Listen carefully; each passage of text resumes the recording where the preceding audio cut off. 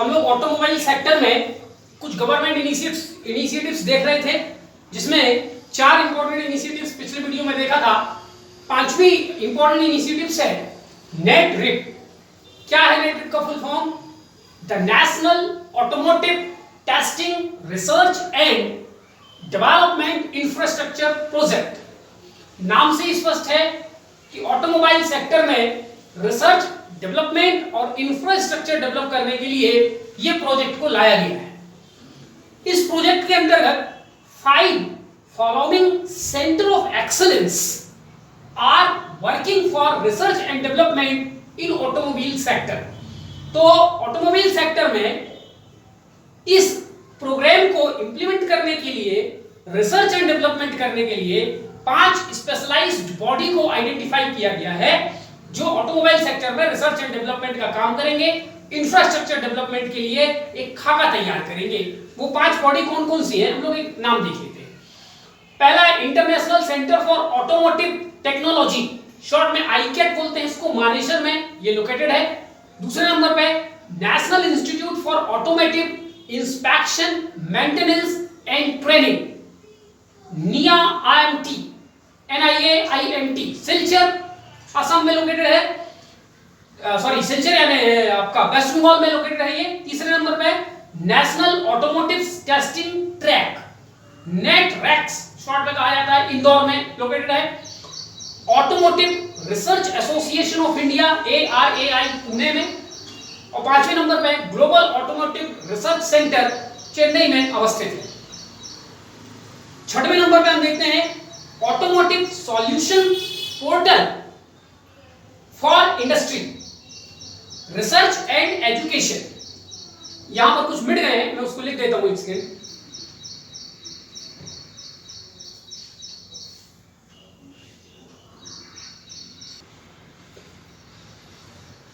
ठीक है, 6वें नंबर पे automotive solutions portal for industry, research and education, short में एस्पायर। क्या है ASPIRE? A web platform developed by ICAT. ICAT माने ये पहला नंबर का international centre for automotive technology for overall development of automobile industry. तो ये एस्पायर प्रोग्राम जो लाया गया है, ये एक वेब पोर्टल है जिसके माध्यम से इंडस्ट्री, जो ऑटोमोबाइल इंडस्ट्री है, उसके ओवरऑल डेवलपमेंट को इस प्लेटफॉर्म के माध्यम से बताया जाएगा, उसमें क्या प्रोग्रेस है। साथ ही बात 100% FDI भारत सरकार ने दे रखी है ऑटोमेटिक रूप से ऑटोमोबाइल सेक्टर पर। 8वें नंबर पे automotive mission plan. Automotive mission plan 2016 से लेकर 2026, 10 सालों के लिए ये प्लान बनाया गया है। इसका ऑब्जेक्टिव है 4-fold growth in automobile sector, यानी जो ऑटोमोबाइल सेक्टर है उसमें 2016 में हमारी जो कंडीशन थी एक्सपोर्ट को लेकर के, प्रोडक्शन को लेकर के, मार्केट को लेकर के, उसको 2026 तक 4 गुना बढ़ा करके करना है। ये लक्ष्य जो है इस मिशन में रखा गया है। 9वीं बात adoption of international standard of fuel, engine etcetera. तो ऑटोमोबाइल सेक्टर में अंतरराष्ट्रीय जो भी नियम कानून है, भारत सरकार उसको अपना रहा है।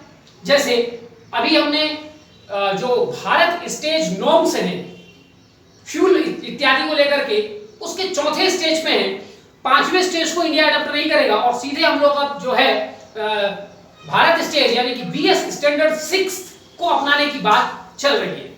भारत स्टैंडर्ड 4 और भारत स्टैंडर्ड 6 क्या है, वो मैं आपको एक PDF भेज चुका हूं, उसमें दोनों के बीच में थोड़ा सा डिफरेंशिएट किया गया है, ठीक है। और एक PDF जो मैंने भेजा है उसमें आपको भारत स्टेज के बारे में जानकारी मिलेगी और कुछ महत्वपूर्ण जो और भी जानकारी है ऑटोमोबाइल सेक्टर से, जो फैक्चुअल जानकारी है, वो मैंने आपको PDF भेज दिया 4 पेज का। उसमें आप लोग अपने ग्रुप में जाकर के उसको देख लीजिएगा, ठीक है। 10वें नंबर पे हम आते हैं विजन 3-12-65। ये क्या है विजन 3-12-65, देखते हैं। The Indian automotive industry aims to be among the top 3 engineering, manufacturing and export of vehicles and components, growing in value over 12% of India's GDP and generating an additional 65 million jobs। तो यहां पर जो 3-12-65 है, उसका क्या मतलब है कि आने वाले दिनों में भारत को टॉप 3 कंट्रीज में शामिल करना है इंजीनियरिंग, मैन्युफैक्चरिंग और एक्सपोर्ट व्हीकल्स और उसके कंपोनेंट्स के मामले में। दूसरी बात, 12 का मतलब है ऑटोमोबाइल सेक्टर का जो कंट्रीब्यूशन वर्तमान में जीडीपी में 7% है उसको बढ़ाकर के 12% लाना है। और अभी जो हम 37 मिलियन लोगों को जॉब दे पा रहे हैं ऑटोमोबाइल सेक्टर में, उसके अलावा 65 मिलियन लोगों को और इस सेक्टर से जॉब मिल सके, ये हमारा टारगेट है। तो विजन 3 12 65 का मतलब है इंडिया को टॉप 3 कंट्रीज में लाना। 3 का मतलब 12 का मतलब जीडीपी में 12% की कंट्रीब्यूशन के लेवल तक उसको लाना और 65 मिलियन ऑटोमोबाइल सेक्टर में जॉब क्रिएट करना, ये विजन 3 12 65 का ऑब्जेक्टिव है। अब हम देखते हैं slow down in automobile sector. Automobile sector में यह देखा गया है कि मार्च 2018 से लेकर के मार्च 2019 तक ऑटोमोबाइल सेक्टर में 12% की कमी, 12% का डिक्लाइन, 12% का स्लो डाउन देखा गया। स्लो डाउन होने मंदी, बिक्री नहीं हो रही है, कंपनियों के सेल गिर रहे हैं, एक्सपोर्ट कम हो रहा है, ये तमाम चीजों को स्लो डाउन ऑटोमोबाइल सेक्टर में कहा गया, जो कि मार्च 2018 से मार्च 2019 और फिर उसके बाद भी ये स्लो डाउन कंटिन्यू रहा। ठीक है, लेकिन आंकड़े हमारे पास 2018 से लेकर मार्च 2019 तक हैं, उसमें 12% का जो है डिक्लाइन देखा गया। आफ्टर दैट उस मार्च 2019 के बाद से भी ऑटोमोबाइल सेक्टर में लगातार मंदी है और फिर इसके बाद कोरोना लॉकडाउन वगैरह ये सब आ गए, तो वो मंदी लगातार बनी हुई है। तो हम लोग देखते हैं कि इस मंदी का कारण जो 2018 से 2019 के बीच में था, उसके कारण क्या थे। फिर 2019 के बाद थे, उसमें सबसे इंपॉर्टेंट फैक्टर आ जाएगा आपका जो यही कारण है वो कंटिन्यू रहे, और मार्च 2020 के बाद भी स्लो डाउन रहा, उसमें आपका कारण आ जाएगा जो हमारी ये जो लॉकडाउन वगैरह है वो आ जाएगा। तो चलिए देखते हैं कि जो 12% डिक्लाइन था वो क्यों हुआ। ये पहली बात, डिक्लाइन इन डिमांड, मांग में कमी आ गई ऑटोमोबाइल सेक्टर में। जिस तेजी से मार्च 2018 के पहले गाड़ी मोटर हम लोग खरीद रहे थे, उसमें कमी आई। अब ये जो डिमांड में कमी आई, उसके पीछे कारण क्या है? उसके पीछे पहला कारण है BS4 dilemma and wait for BS6। अभी ऑटोमोबाइल सेक्टर में जो इंटरनेशनल मापदंड है उसके हिसाब से भारत ने भारत स्टेज नामक मानदंड बनाए हैं। BS का मतलब है भारत स्टेज, जो कि अंतरराष्ट्रीय स्टैंडर्ड यूरो नॉर्म्स के इक्विवेलेंट है। ठीक है, तो अभी ब्यूरो स्टैंडर्ड 4 हमारे यहाँ ऑटोमोबाइल सेक्टर में है और उसी अनुरूप इंजन और फ्यूल का डिजाइन जो है ऑटोमोबाइल सेक्टर में किया जाता है। लेकिन भारत सरकार 1 अप्रैल 2020 से ब्यूरो स्टैंडर्ड 6 को अपनाने की बात कर रही थी पहले से ही। तो लोगों के मन में एक डिलेमा था कि अगर अभी हम BS4 स्टैंडर्ड की कार खरीद लेते हैं, गाड़ी खरीद लेते हैं, और अगर BS6 लागू हो गया तो हमारी इस गाड़ी की कोई वैल्यू, कोई रीसेल वैल्यू नहीं रहेगी।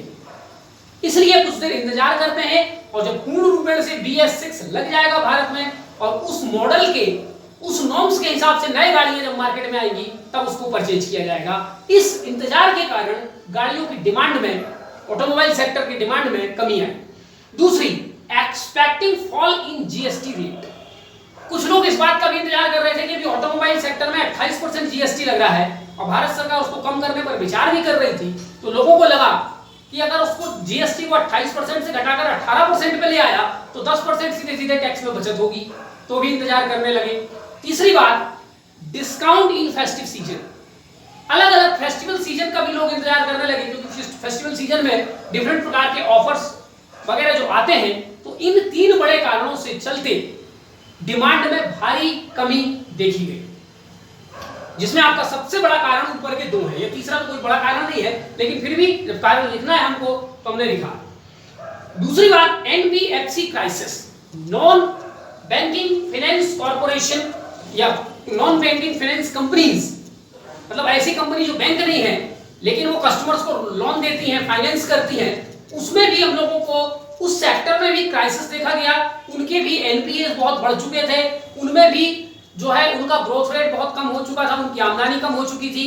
तो बहुत सारी NBFC कंपनीज ने कस्टमर को लोन देने से मना कर दिया। ये लोन के जो पैमाने थे, मापदंड थे, पैरामीटर्स थे, वो थोड़े ऊंचे उठा दिए गए। इसलिए लोगों को फाइनेंस की सुविधा या NBFC से लोन वगैरह की सुविधाएं मिलनी बंद हो गई, ये भी एक कारण था। तीसरी बात, कॉस्ट प्रेशर।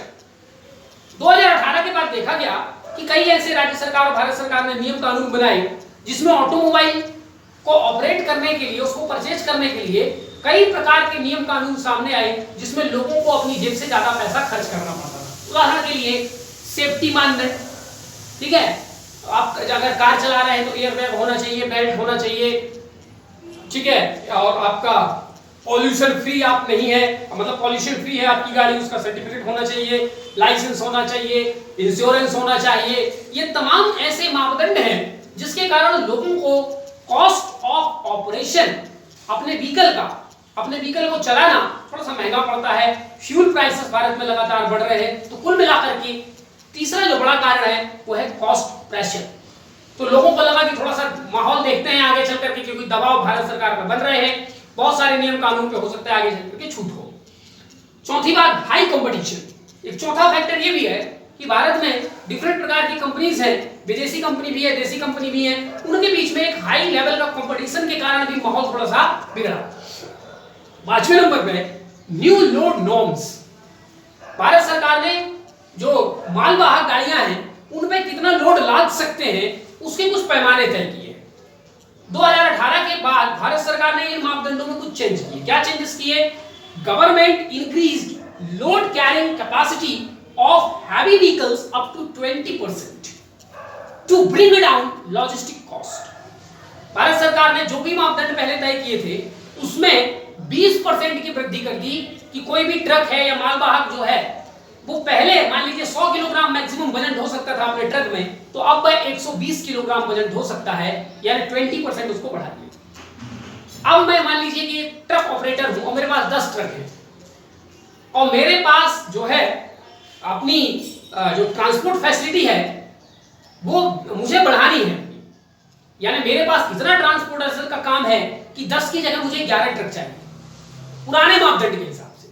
लेकिन जब सरकार ने 20% बढ़ा दिया तो अगर मैं हर एक ट्रक में 20% अपना जो है लोड बढ़ा दूं तो मेरे 10 ट्रक 12 ट्रक के बराबर हो जाते हैं, यानी मुझे ट्रक खरीदने की जरूरत नहीं। Is it clear?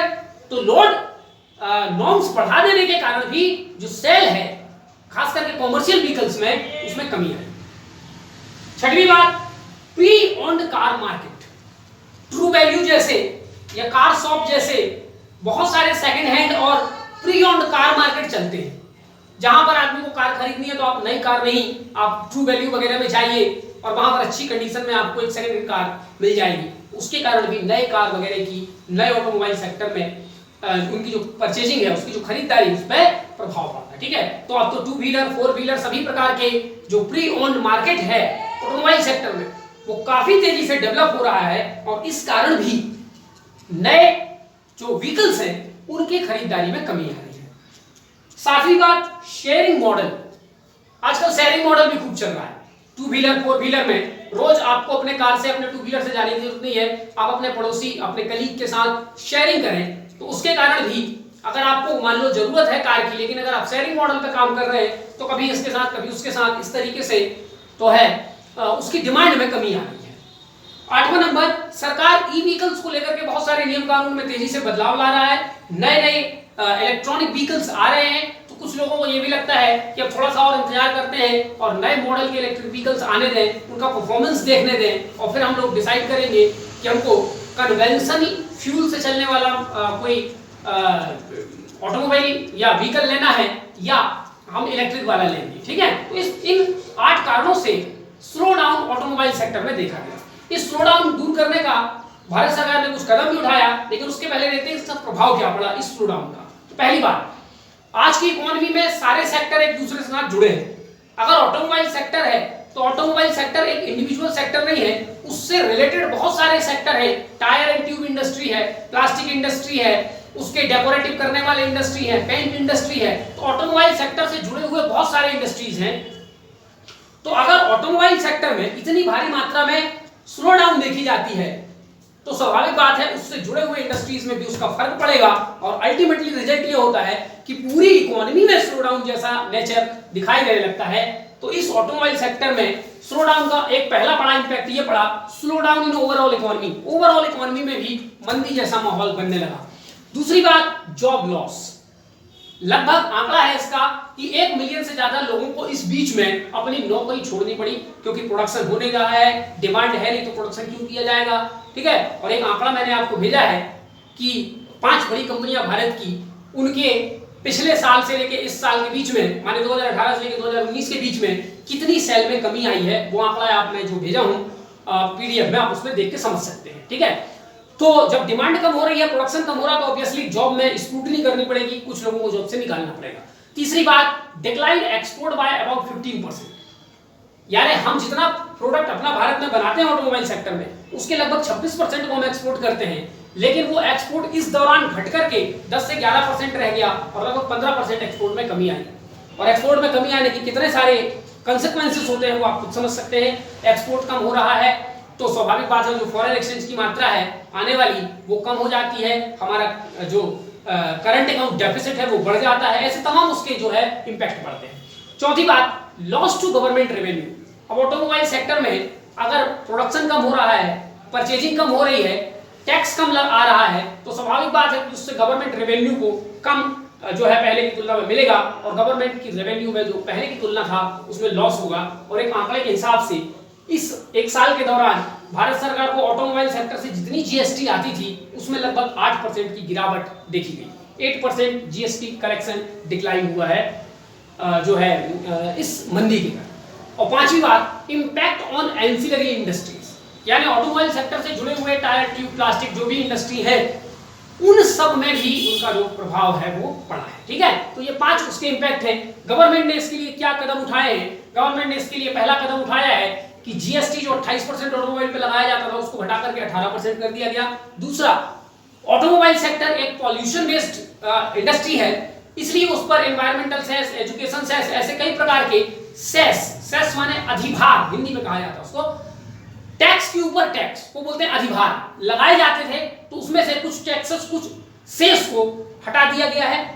तीसरी बात जो है रिडक्शन इन कॉस्ट प्रेशर, ठीक है, ये इंश्योरेंस, एनवायरमेंटल कंप्लायंस, इन मामलों को लेकर के भी सरकार कुछ नरम हुई है और उससे जो कॉस्ट प्रेशर है वो कुछ कम हुआ है। चौथी बात, reduction in lending rates. Lending rates माने जो बैंक वाले फाइनेंस करने में और जो लोगों को लोन देते हैं ऑटोमोबाइल खरीदने के लिए, उसके ब्याज दर में थोड़ी कमी लाई गई। आरबीआई ने सीआरआर, एसएलआर वगैरह में कुछ कमी किया, ठीक है, रेपो वगैरह में कुछ संशोधन किया। पांचवी बात, प्रमोशन ऑफ ई व्हीकल्स। और भारत सरकार तेजी से इलेक्ट्रिक व्हीकल को प्रमोट कर रही है ताकि ये जो क्योंकि इलेक्ट्रिक व्हीकल में को सरकार बढ़ावा दे रही है, इसलिए इलेक्ट्रिक व्हीकल के लिए इस समय पॉलिसीज बहुत अच्छी हैं। उसमें कॉस्ट प्रेशर, कंपाइलेंस प्रेशर थोड़ा सा कम है, जीएसटी रेट भी 5% है इलेक्ट्रिक व्हीकल्स पर। तो ये तमाम चीजें भारत सरकार द्वारा कदम उठाई, ठीक है। इसी के साथ हमारा ऑटोमोबाइल सेक्टर खत्म हो जाता है। कुछ थोड़ी मोड़ी हम जानकारी जगह बची थी हम लोग कर लेते हैं। चलिए, वर्ल्ड्स लार्जेस्ट ऑटोमोबाइल सेंटर, वो एएम लिखा है उसका मतलब ऑटोमोबाइल सेंटर, दुनिया का सबसे बड़ा ऑटोमोबाइल सेंटर जो परंपरागत रूप से, अब तो खैर वो बदल गया है, वो है डेट्रॉइट। डेट्रॉइट अमेरिका के मिशिगन स्टेट में लोकेटेड एक जगह है, ग्रेट लेक्स के पास, जहां दुनिया भर में की जो बड़ी बड़ी ऑटोमोबाइल इंडस्ट्री है वो वहां पर लोकेटेड है, ऑटोमोबाइल इंडस्ट्री। इसलिए डेट्रॉइट जो है दुनिया का सबसे बड़ा ऑटोमोबाइल सेंटर माना जाता है। हालांकि अब ये चीन की तरफ शिफ्ट हो चुका है, लेकिन परंपरागत डेट्रॉइट जब हम कहते हैं कि जैसे अगर हम कहें कि Pithampur is the Detroit of India, इसका मतलब पीतमपुर में ऑटोमोबाइल इंडस्ट्री है, ठीक है। तो डेट्रॉइट एक सिनोनिमस बन चुका है ऑटोमोबाइल इंडस्ट्री का। Is it clear? ठीक है। जैसे जापान में Tokyo is known as Detroit of Japan, ठीक है। तो इस प्रकार से डेट्रॉइट का मतलब होता है कि ऑटोमोबाइल इंडस्ट्री वहां पर है। डेट्रॉइट ऑफ इंडिया या डेट्रॉइट ऑफ एशिया, एशिया की जगह मैं थोड़ा सा संशोधन कर देता हूं, Detroit of south Asia, Asia, ठीक है, एशिया में चाइना आ जाएगा। तो डेट्रॉइट ऑफ इंडिया या Detroit of south Asia Chennai को कहा जाता है। आपको ध्यान रखना है, डेट्रॉइट ऑफ इंडिया पहले पीथमपुर को कहा जाता था, धार डिस्ट्रिक्ट मध्य प्रदेश, ठीक है। लेकिन अब वो कॉन्सेप्ट चेंज हो चुका है। जैसे पूरे दुनिया में अमेरिका का जो डेट्रॉइट है वो ऑटोमोबाइल सेक्टर का सबसे बड़ा सेंटर था, वो चेंज हो चुका है, चाइना में आ चुका है। उसी प्रकार डेट्रॉइट ऑफ इंडिया पहले पीथमपुर को कहा जाता था, अब चेन्नई को कहा जाता है, ठीक है। चलिए अब हम देखते हैं लीडिंग ऑटोमोबाइल कंट्री। मतलब दुनिया में सबसे ज्यादा जो ऑटोमोबाइल का मैन्युफैक्चर करता है वो कौन सा देश है, तो उसमें नंबर 1 है चाइना। जब मैं यहाँ कह रहा हूँ ऑटोमोबाइल माने उसमें 2 wheeler, 3 wheeler, 4 wheeler, 5 wheeler, commercial vehicle, सभी प्रकार के व्हीकल शामिल है। तो चाइना 1 नंबर पे, यूएसए 2 नंबर पे, जापान 3रे नंबर पे, इंडिया 4थे नंबर पे, जर्मनी 5वें नंबर पे। और उसके बाद हम देखते हैं लीडिंग ऑटोमोबाइल कंपनीज, यानी ऐसी कंपनियां जो सबसे ज्यादा मात्रा में ऑटोमोबाइल बनाती हैं।